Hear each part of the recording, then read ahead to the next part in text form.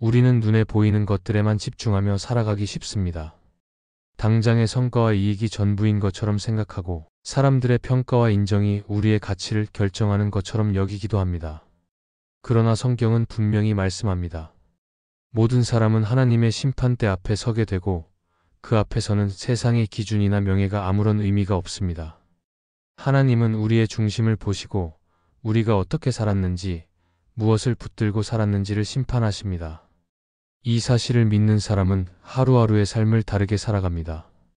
눈에 보이는 것보다 보이지 않는 것을 바라보고 순간적인 유익보다 영원한 것을 선택하며 억울함 속에서도 자신을 변호하지 않고 하나님께 맡깁니다. 또한 영적 싸움의 현실을 분명히 알고 깨어 기도하며 서게 됩니다. 오늘은 하나님의 심판을 정말로 믿는 사람의 삶에 어떤 변화가 나타나는지를 함께 나누고자 합니다. 첫째, 하나님의 심판을 믿으면 성공보다 성결을 더 중요하게 여깁니다. 사람은 본능적으로 성공을 추구하며 살아갑니다. 어려서부터 더 높이 오르고 더 많이 가지며 더 큰 인정을 받는 것을 목표로 삼습니다. 세상은 그것을 성공이라 부르고 사람들은 성공한 사람을 부러워합니다. 그러나 성공의 기준은 언제나 상대적이어서 만족을 주지 못하고 또 그것이 우리의 삶의 최종 목표가 될 수 없습니다. 하나님의 심판을 믿는 사람은 눈앞의 성공이 아니라 거룩함을 선택합니다. 왜냐하면 마지막 날 우리가 서야 할 자리는 사람들의 평가가 아니라 하나님의 심판대이기 때문입니다. 세상의 기준에서 성공은 눈부시게 보일 수 있습니다. 하지만 그 성공이 하나님 앞에서 성결하지 못한 방식으로 얻어진 것이라면 결국 심판대 앞에서 무너질 수밖에 없습니다. 성경 속 사울 왕의 이야기를 생각해보면 그는 이스라엘의 첫 왕으로 큰 성공을 거둔 것처럼 보였지만 하나님 앞에 순종하지 않고 자기 욕심대로 행했을 때 결국 왕위를 잃고 비참한 결말을 맞이했습니다. 반대로 다윗은 수많은 실패와 어려움 속에서도 성결을 지키려 했고 하나님 앞에서 중심을 드러내며 살았습니다. 하나님의 심판을 믿는 사람은 다윗처럼 완벽하지는 않아도 성결을 더 귀하게 여기며 살아갑니다. 성결은 단순히 도덕적인 완벽함을 의미하는 것이 아닙니다.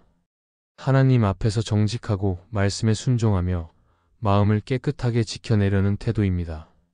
하나님의 심판을 믿는 사람은 순간적인 성공을 위해 타협하지 않고 손해처럼 보여도 의로운 길을 택합니다. 왜냐하면 하나님께서 우리의 모든 것을 아시고 마지막 날 반드시 의와 공의로 심판하실 것을 믿기 때문입니다. 그래서 성결은 선택이 아니라 심판을 믿는 사람에게 반드시 따라오는 열매입니다. 성결을 추구하는 삶은 종종 세상 속에서 손해처럼 보입니다. 거짓을 거부하고 부정을 멀리하며 바른 길을 선택할 때 손해를 볼 수 있고 뒤처지는 것처럼 보일 수도 있습니다. 그러나 하나님의 심판을 믿는 사람은 그 손해가 진짜 손해가 아니라는 것을 압니다. 왜냐하면 하나님께서 기억하시고 마지막 날 모든 것을 드러내실 것이기 때문입니다.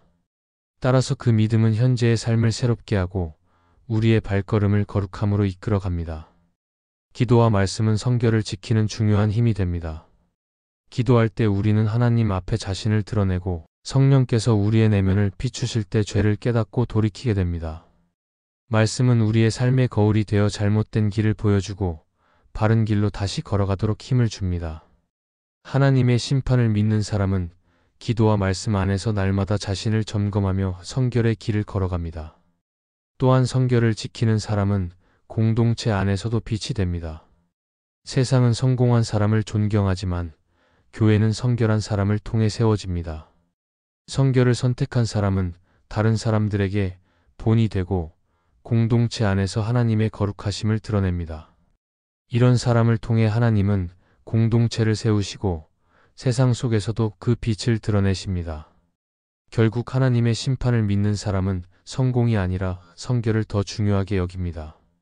왜냐하면 성공은 잠시 있다 사라지지만 성결은 영원히 남아 하나님의 심판대 앞에서 빛을 발하기 때문입니다. 세상은 끊임없이 더 높아지라고 요구하지만 하나님은 성결하라고 말씀하십니다. 그러므로 우리는 오늘도 눈앞의 성공보다 하나님 앞에서 성결하게 사는 것을 선택해야 합니다. 그 선택이 진정한 믿음의 증거이고 하나님의 심판을 바라보며 사는 삶의 열매입니다. 첫째, 하나님의 심판을 믿으면 성공보다 성결을 더 중요하게 여깁니다. 사람은 본능적으로 성공을 추구하며 살아갑니다.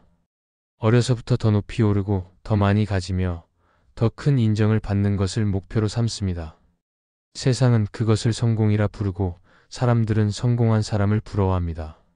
그러나 성공의 기준은 언제나 상대적이어서 만족을 주지 못하고 또 그것이 우리의 삶의 최종 목표가 될 수 없습니다.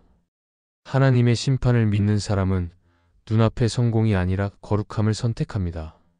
왜냐하면 마지막 날 우리가 서야 할 자리는 사람들의 평가가 아니라 하나님의 심판대이기 때문입니다. 세상의 기준에서 성공은 눈부시게 보일 수 있습니다. 하지만 그 성공이 하나님 앞에서 성결하지 못한 방식으로 얻어진 것이라면 결국 심판대 앞에서 무너질 수밖에 없습니다. 성경 속 사울 왕의 이야기를 생각해보면 그는 이스라엘의 첫 왕으로 큰 성공을 거둔 것처럼 보였지만 하나님 앞에 순종하지 않고 자기 욕심대로 행했을 때 결국 왕위를 잃고 비참한 결말을 맞이했습니다. 반대로 다윗은 수많은 실패와 어려움 속에서도 성결을 지키려 했고 하나님 앞에서 중심을 드러내며 살았습니다. 하나님의 심판을 믿는 사람은 다윗처럼 완벽하지는 않아도 성결을 더 귀하게 여기며 살아갑니다. 성결은 단순히 도덕적인 완벽함을 의미하는 것이 아닙니다. 하나님 앞에서 정직하고 말씀에 순종하며 마음을 깨끗하게 지켜내려는 태도입니다. 하나님의 심판을 믿는 사람은 순간적인 성공을 위해 타협하지 않고 손해처럼 보여도 의로운 길을 택합니다. 왜냐하면 하나님께서 우리의 모든 것을 아시고 마지막 날 반드시 의와 공의로 심판하실 것을 믿기 때문입니다. 그래서 성결은 선택이 아니라 심판을 믿는 사람에게 반드시 따라오는 열매입니다. 성결을 추구하는 삶은 종종 세상 속에서 손해처럼 보입니다. 거짓을 거부하고 부정을 멀리하며 바른 길을 선택할 때 손해를 볼 수 있고 뒤처지는 것처럼 보일 수도 있습니다. 그러나 하나님의 심판을 믿는 사람은 그 손해가 진짜 손해가 아니라는 것을 압니다. 왜냐하면 하나님께서 기억하시고 마지막 날 모든 것을 드러내실 것이기 때문입니다. 따라서 그 믿음은 현재의 삶을 새롭게 하고 우리의 발걸음을 거룩함으로 이끌어 갑니다. 기도와 말씀은 성결을 지키는 중요한 힘이 됩니다. 기도할 때 우리는 하나님 앞에 자신을 드러내고 성령께서 우리의 내면을 비추실 때 죄를 깨닫고 돌이키게 됩니다. 말씀은 우리의 삶의 거울이 되어 잘못된 길을 보여주고 바른 길로 다시 걸어가도록 힘을 줍니다. 하나님의 심판을 믿는 사람은 기도와 말씀 안에서 날마다 자신을 점검하며 성결의 길을 걸어갑니다. 또한 성결을 지키는 사람은 공동체 안에서도 빛이 됩니다. 세상은 성공한 사람을 존경하지만 교회는 성결한 사람을 통해 세워집니다. 성결을 선택한 사람은 다른 사람들에게 본이 되고 공동체 안에서 하나님의 거룩하심을 드러냅니다. 이런 사람을 통해 하나님은 공동체를 세우시고 세상 속에서도 그 빛을 드러내십니다. 결국 하나님의 심판을 믿는 사람은 성공이 아니라 성결을 더 중요하게 여깁니다. 왜냐하면 성공은 잠시 있다 사라지지만 성결은 영원히 남아 하나님의 심판대 앞에서 빛을 발하기 때문입니다. 세상은 끊임없이 더 높아지라고 요구하지만 하나님은 성결하라고 말씀하십니다. 그러므로 우리는 오늘도 눈앞의 성공보다 하나님 앞에서 성결하게 사는 것을 선택해야 합니다. 그 선택이 진정한 믿음의 증거이고 하나님의 심판을 바라보며 사는 삶의 열매입니다.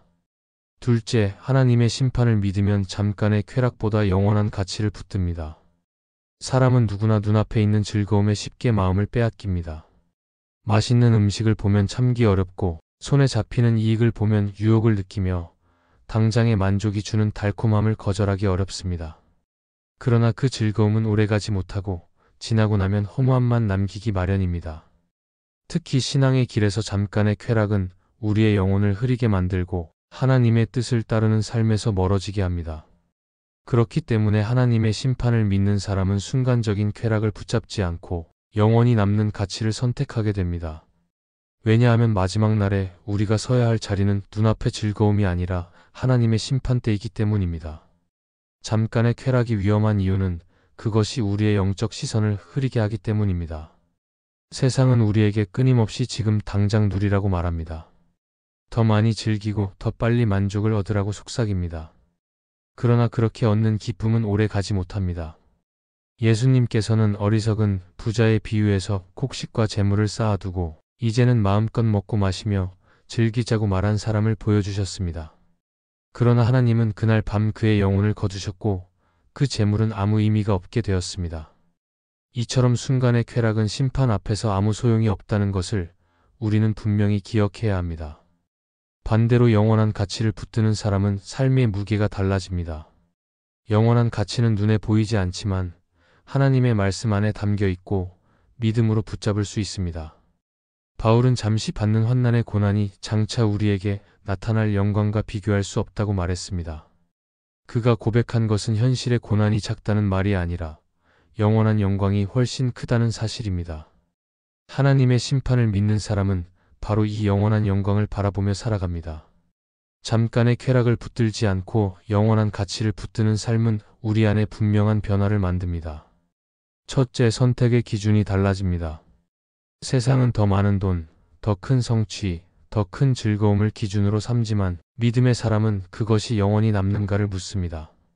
둘째, 인내의 힘이 생깁니다. 눈앞의 즐거움을 포기하는 것은 쉽지 않지만 영원한 가치를 바라볼 때 포기의 자리가 오히려 기쁨이 됩니다. 셋째, 감사가 커집니다.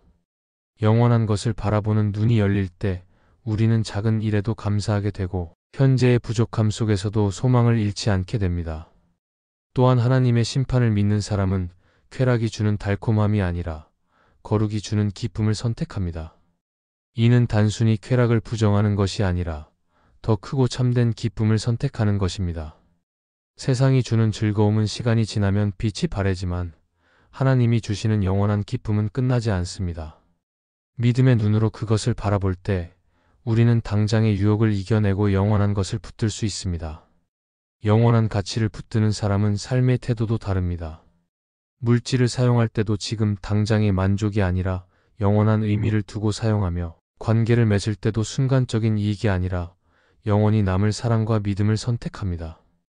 이는 단순히 도덕적인 선택이 아니라 하나님의 심판을 믿는 믿음에서 비롯된 삶의 열매입니다. 결국 하나님의 심판을 믿는 사람은 눈앞의 쾌락에 흔들리지 않고 영원한 가치를 붙듭니다. 왜냐하면 마지막 날의 심판대 앞에서 남는 것은 세상의 쾌락이 아니라 하나님 안에서 행한 믿음의 열매이기 때문입니다. 그러므로 우리는 오늘도 순간의 유혹 앞에서 멈추어 서서 영원한 가치를 바라보아야 합니다. 그것이 우리의 삶을 지켜주고 마지막 날 하나님 앞에서 담대히 설 수 있는 길입니다. 셋째, 하나님의 심판을 믿으면 억울한 상황 속에서도 하나님께 맡깁니다.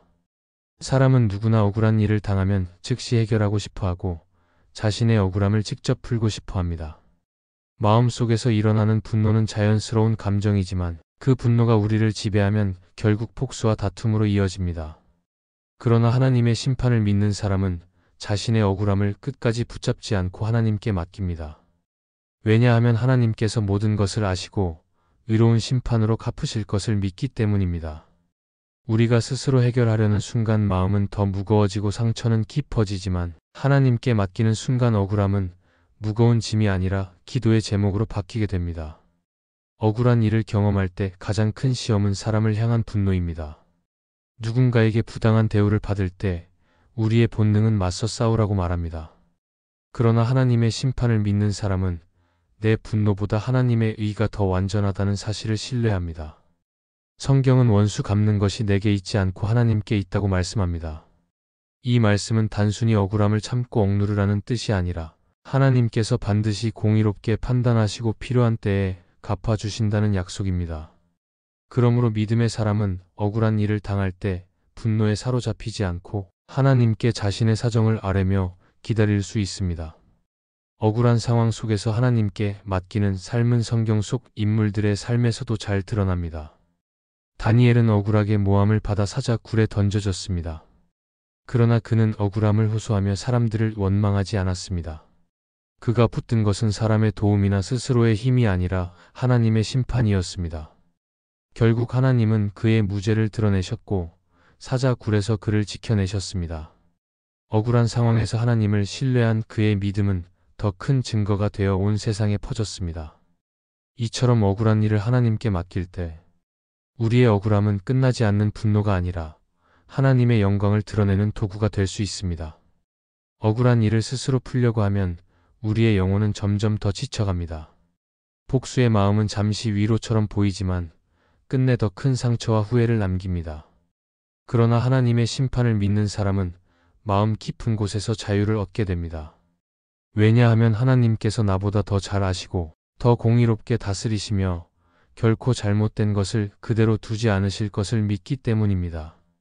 억울함을 하나님께 맡기는 것은 단순히 포기하는 것이 아니라 더 크신 하나님의 정의를 신뢰하는 믿음의 행위입니다. 또한 억울함을 하나님께 맡길 때 우리는 용서할 수 있는 힘을 얻게 됩니다.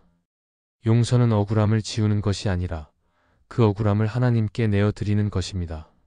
하나님께서 나를 용서하신 것을 기억할 때 나를 억울하게 만든 사람을 용서할 힘도 생깁니다. 이때 우리의 마음은 분노에서 자유로워지고 억울함이 주는 상처는 하나님의 은혜로 치유됩니다. 기도는 억울함을 맡기는 가장 확실한 길입니다. 기도할 때 우리는 하나님께 우리의 상황을 숨김없이 내어놓고 그분의 손에 맡기게 됩니다. 그러면 하나님은 우리의 억울함을 들어주시고 마음을 지켜주십니다. 응답이 당장 눈에 보이지 않을지라도 그 과정 속에서 우리의 영혼은 강해지고 평안해집니다. 하나님의 심판을 믿는 사람은 억울한 일을 당할 때에도 하나님을 의지하며 끝까지 그분의 정의가 드러날 것을 소망합니다. 결국 하나님의 심판을 믿는 사람은 억울함 속에서도 흔들리지 않습니다. 왜냐하면 하나님이 반드시 옳은 길로 이끄시고 잘못된 것을 바로잡으실 것을 믿기 때문입니다. 억울한 상황이 찾아올 때마다 사람에게 풀지 않고 하나님께 맡기는 삶, 그것이 바로 하나님의 심판을 믿는 믿음의 열매입니다. 그러므로 오늘도 우리의 억울함을 하나님께 맡기고 그분의 손길을 기다리는 자리에 서야 합니다. 그렇게 할 때 우리는 분노에 매이지 않고 자유하게 되며 하나님의 공의와 은혜가 우리의 삶 속에서 더욱 선명하게 드러나게 될 것입니다. 넷째, 하나님의 심판을 믿으면 눈에 보이지 않는 영적 싸움에도 깨어 있습니다. 우리가 살아가는 세상은 눈에 보이는 현실만으로 이루어진 것이 아닙니다. 사람들은 보이는 사건과 결과를 따라 움직이고 겉으로 드러나는 성공과 실패를 기준으로 삼지만 성경은 언제나 눈에 보이지 않는 영적 세계가 실제로 존재하며 우리의 삶을 지배한다고 말씀합니다. 따라서 하나님의 심판을 참되게 믿는 사람은 단순히 눈앞의 문제만 보지 않고 그 이면에서 일어나는 영적 싸움에 민감하게 깨어 있습니다. 왜냐하면 마지막 날 하나님의 심판이 반드시 있다는 확신은 오늘의 삶을 더욱 경각심 있게 만들기 때문입니다. 영적 싸움이란 단순히 악한 영과의 대결을 의미하는 것이 아닙니다. 때로는 내 안에서 일어나는 죄의 유혹과 싸우는 것이고 세상의 가치관에 휩쓸리지 않고 하나님을 붙드는 결단이기도 합니다. 하나님의 심판을 믿지 않는다면 이러한 싸움을 대수롭지 않게 여기며 타협하게 됩니다. 그러나 하나님의 심판을 믿는 사람은 작은 유혹이라도 방심하지 않고 말씀과 기도로 무장하며 영혼을 지켜나갑니다. 눈앞의 이익을 얻기 위해 쉽게 죄와 타협할 수 있지만 심판의 날을 생각하는 사람은 순간의 즐거움보다 영원한 가치를 붙듭니다. 사도 바울은 에베소서에서 우리의 싸움은 혈과 육에 대한 것이 아니라 악한 영들과의 싸움이라고 강조했습니다. 그는 보이는 싸움이 전부가 아님을 알았고 영적 전쟁에서 승리하기 위해 하나님의 전신갑주를 입으라고 가르쳤습니다. 이것은 하나님의 심판을 믿는 사람만이 이해할 수 있는 태도입니다. 왜냐하면 심판이 있다는 확신이 있어야 지금의 싸움이 얼마나 중요한지 깨닫기 때문입니다. 바울처럼 우리는 보이지 않는 싸움이야말로 진짜 중요한 전투임을 알고 언제나 깨어 있어야 합니다. 하나님의 심판을 믿으면 영적 싸움은 두려움이 아니라 소망으로 이어집니다.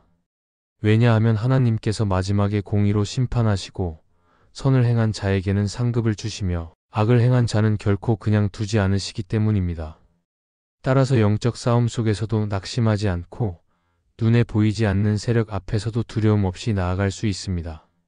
억울한 일이 있어도 유혹이 다가와도 끝내 하나님께서 모든 것을 바로잡으실 것을 믿기 때문에 우리는 흔들리지 않고 싸울 수 있는 것입니다.